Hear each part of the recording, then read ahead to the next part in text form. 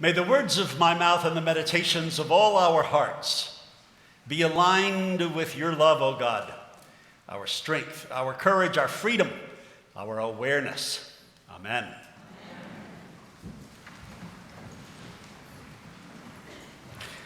I want in this sermon to implore you and me to live a life that is absolutely alert and awake.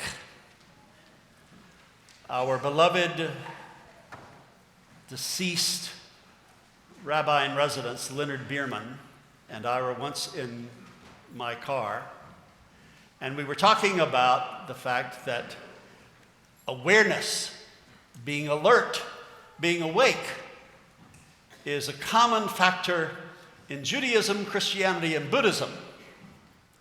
And he reminded me, he said, one way we like to put it, Ed, is if you want your dreams to come true, you've got to wake up.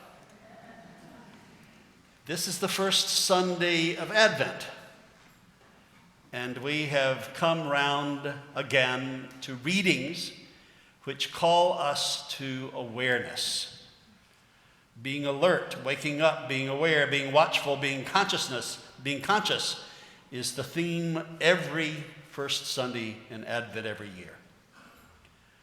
The idea is that in order for you and me to anticipate something new and fantastic, symbolized in the birth of Jesus, the baby, 24 or more days from now, in order to wait for and anticipate something that's new and fantastic, not only something that you and I need, but that everyone else on the planet needs, you cannot wait for and anticipate that new gift if you're not awake. Have your lamps trimmed and burning is one of the metaphors from another of Jesus' parables. And we will end this service by singing Sleepers Wake. It's the Advent hymn for Advent 1. Now, so much of going to church is remembering, the Greek word for which literally means to reverse your amnesia, to remind us of what we've forgotten. And in that spirit, I recall a conversation between the physician Naomi Remen Stone and Bill Moyers when he interviewed her and other healers in a documentary about healing in the mind. This is way back in the early 90s. Dr. Stone told Bill Moyers that all spiritual paths have 4 steps. And I've repeated this so many times in so many sermons that many of you can reflect it back to me. The first is show up. The second is pay attention. The third is tell the truth. And the fourth is don't be attached to the results. On this Sunday in the church year, we emphasize the pay attention part of that 4-step rule of thumb. Jesus and all the other founders of the world's religions emphasized how important it is for you and me not to sleepwalk our way through life, to wake up and to see what's going on around us. Sufism is the mystical face of Islam, and the Sufi poet Rumi wrote, "If you want not to change, then stay asleep." The word Buddha is often misunderstood as the name of a historical figure from India, but that's not the most precise understanding. Buddha is more dynamic experience and principle than person. Buddha actually means awake. Siddhartha Gautama was the first Buddha, and when asked, "Are you a god?" Siddhartha said no. "Well, then what are you?" the man asked Siddhartha. His answer was, "I am awake." Gautama was the historical person. But Buddha was the universal experience that Siddhartha revealed and embodied. Like Jesus was the historical person, but Christ was the universal experience of God's love that is in every created thing that Jesus revealed and embodied. And the essence of Buddhism and Christianity is that Buddha nature is available to be embodied in anyone who wakes up and lives a life of consciousness and awareness. Just as the mind of Christ is available within every human being, to the degree that you and I become aware of the sacred nature of everything that was created. Now, while composing this sermon in my heart, I remembered periods of my life when I have practiced a sense of hyper-awareness, which I think the season of Advent is all about. It is as if the church, in its role as our tutor, is saying, this 4-week period is the period in which you are to practice hypervigilance so that you can develop that spiritual life muscle in general called awareness. This is a time for you to go to the fitness center of awareness so that you can live a life of super awareness of the gifts that God is trying to give you in every moment. Something sacred is at stake, but you can't grasp it, receive it, appreciate it if you're walking through life asleep. The idea is to have eye-opening experiences and to live with our eyes open, to go through life with all our senses, both our physical senses, our relational senses, our spiritual senses, made sensitive and awake.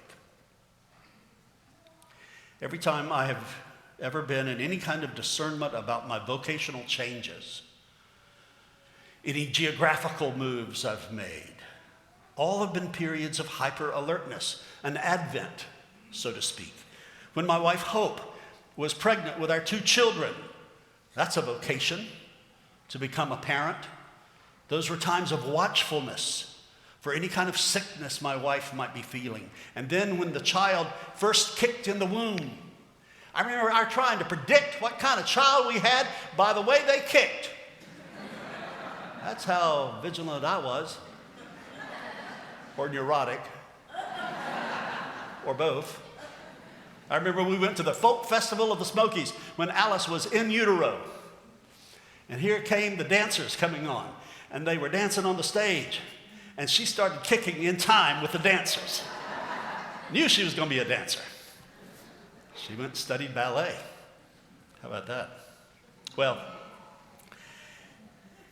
all parenting actually is a call to awareness, so that as a good parent, we can be sensitive to the needs of the infant and later be alert to the areas of life where a developing child needs encouragement or discipline or protection, as well as leading a child to step out and to dare and to move into challenging and formation-oriented transformational journeys and experiences and responsibilities. I feel like my entire life right now is in Advent mode, super alert to how I need to relinquish gradually certain decision-making to the vestry of All Saints Church and to my staff colleagues and to you.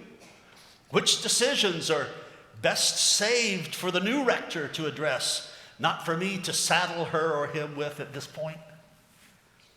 What are the values and tasks that I will leave behind, and which are what I am calling bridge values and bridge responsibilities, which will be part of my vocational package when I'm no longer working for an institution, but will have other less structured platforms?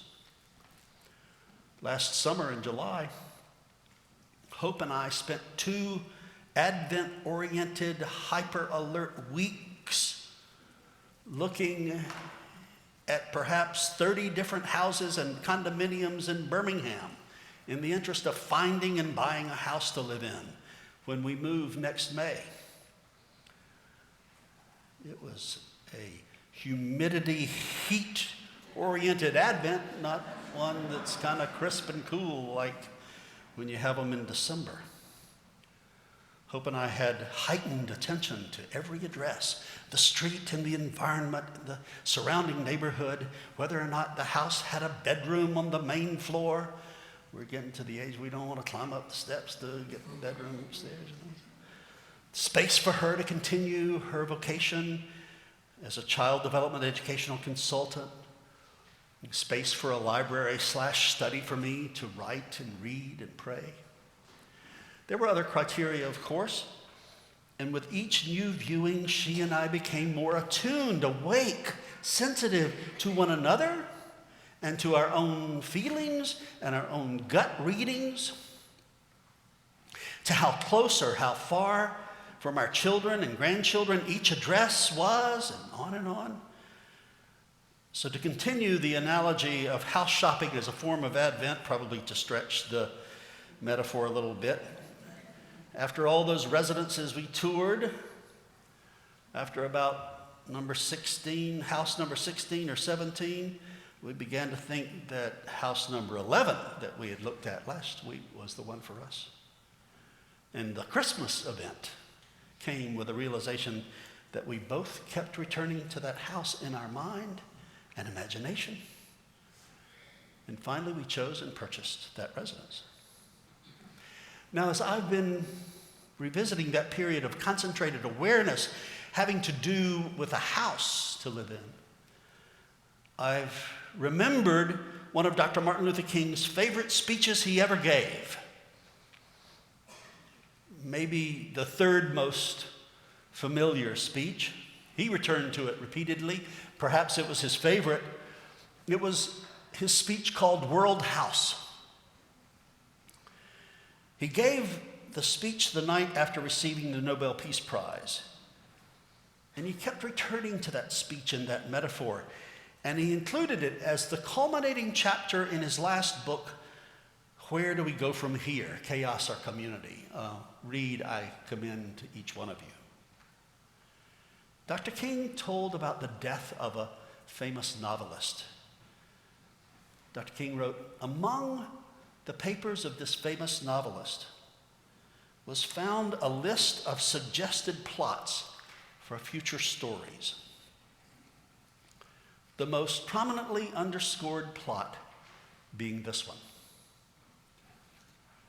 A widely separated family inherits a house in which they have to live together. Dr. King said, this is the great new problem of humanity. We have inherited a large house, a great world house in which we have to live together. Black and white, Easterner and Westerner, Gentile and Jew, Catholic and Protestant, Muslim and Hindu. We are a family unduly separated by ideas and culture and interest, who, because we can never again live apart, we must learn somehow to live with each other in peace. All inhabitants of the globe are now neighbors.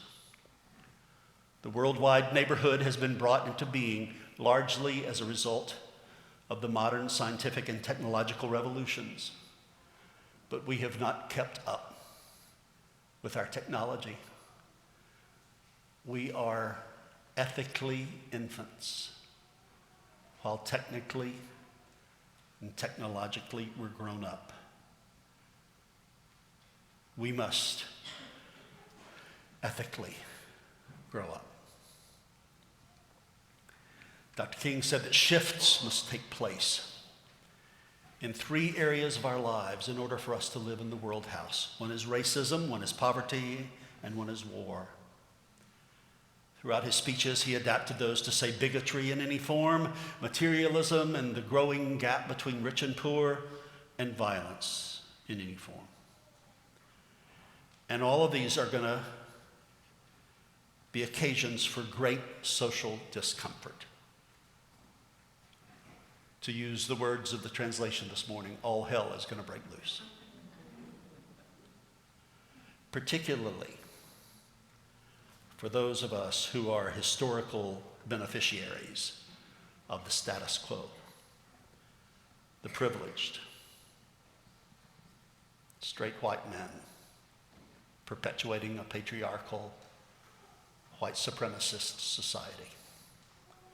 All hell is really going to break loose for us. I'd like to remember that Chuck Yeager was the first person to break through the sound barrier. That was in 1947. When he landed his plane after breaking through the sound barrier, the press flocked around him and asked him when he landed, what was the greatest surprise about breaking through the sound barrier? Chuck Yeager replied, just before you break through the sound barrier is when the cockpit shakes the most. Everybody in this room, everybody streaming this service, anybody who'll watch this YouTube video will know to the degree that they've ever had any breakthroughs in their lives, to the degree that any of you and I have sailed off the map into oxygenated, wonderful, true self territory, leaving the map behind that were given to us by our parents or our culture or our Sunday school or our religion, knows that every time we did that, we had to break through a sound barrier. That's what Jesus meant when he said all hell is breaking loose. So just a couple of examples from our current life, areas where we need to be awake. There's going to be a global, what I call, depedestalization process, in which all leaders are measured by how much they promoted or promote moving into the world house, by fighting all forms of bigotry, poverty, and violence around them. Let's take a look at Princeton University this morning. The once revered Woodrow Wilson, President of the United States and President of Princeton University, distinguished by envisioning the League of Nations. All of us love him for that. It became the United Nations. He is being taken off his pedestal because of the real impact of his racist politics and ideas. According to the New York Times this past week, Woodrow Wilson believed that black Americans were unworthy of full citizenship. And he admired the Ku Klux Klan for the role it had in terrorizing African Americans to restrict their political power. And now, people of color and their allies are saying, let's remove his name from this building. Let's remove his name from the school. I laughed at the depedestalization. I love making up words. That happened this summer in Harper Lee's new book, Go Set a Watchman. She depedestalized Atticus Finch, showing him to be a kind and good man and someone who's promoting institutional racism. I had friends who wouldn't buy that book and read it. I got to hold on to my Atticus Finch. Another area of awareness has to do with this horrible massacre again, gun violence in the Planned Parenthood Center in Colorado Springs on Friday. President Obama is correct. We are coming up on a time when enough is enough with letting people we agree should not have guns, can have access to guns of war, to go into places like Planned Parenthood and kill 3 and wound 9. It is important for alert people to know that since Sandy Hook, there have been at least 1,029 mass shootings in the United States, killing 1,300 people. And not a one of them was committed by a Syrian refugee.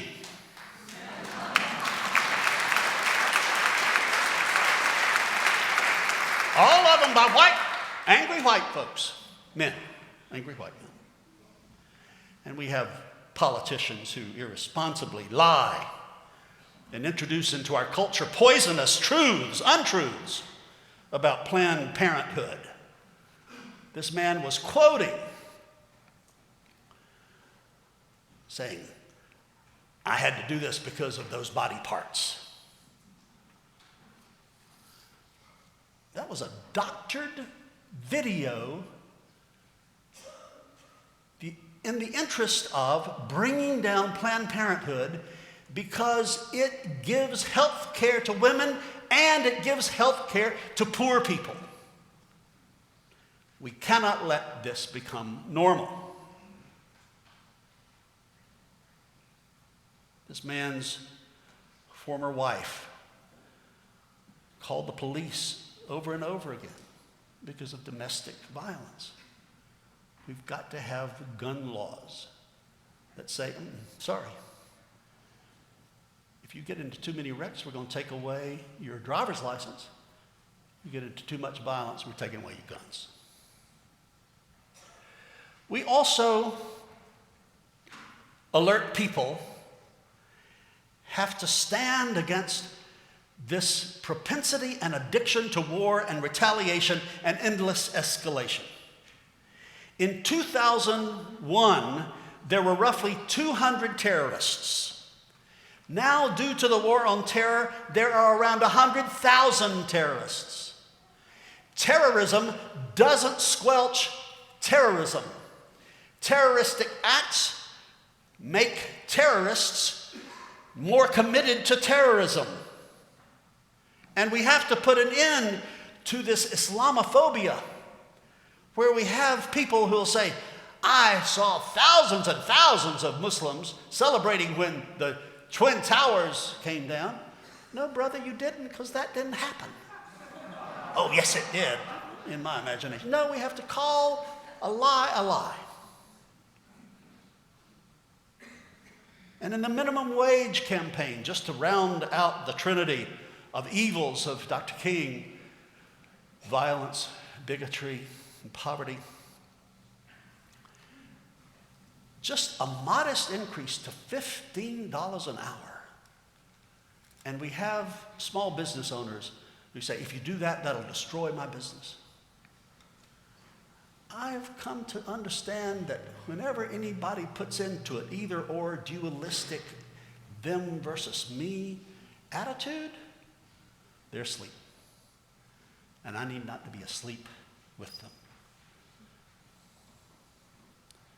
Dr. King said one of the great liabilities of history is that all too many people fail to remain awake through great periods of social change.